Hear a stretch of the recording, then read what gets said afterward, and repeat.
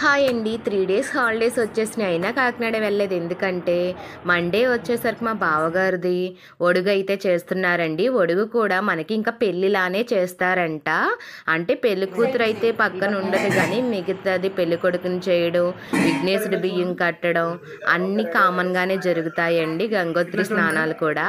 అయితే ఫస్ట్ ఇంటి దగ్గర అయితే బావగారికి ఆ పక్కనున్న అబ్బాయికి మొత్తం నలుగైతే పెట్టేసి హారతి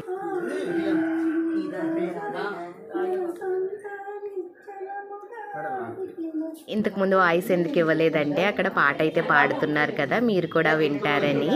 తర్వాత ఫస్ట్ దేవుడికైతే హారతి అయితే ఇచ్చేసి ఇంకా అలా బావగారికి పక్కనున్న అబ్బాయికి అలాగైతే ఒకళ్ళ తర్వాత ఒకళ్ళు అయితే ఇలాగా హారతి అయితే ఇచ్చేసారండి. ఇంకో మా పెద్ద అత్తమ్మ గారు ఇచ్చేసారు, తర్వాత మా చిన్న అత్తమ్మ గారు అయితే ఇచ్చేసారండి. మరి అత్తమ్మ గారు రాలేదు కదా, ఆ తర్వాత అయితే నా చేత అయితే ఇప్పించారు. నేను కూడా బావగారికి అలాగే అబ్బాయికి కూడా నేను కూడా హారతి అయితే ఇచ్చేసాను.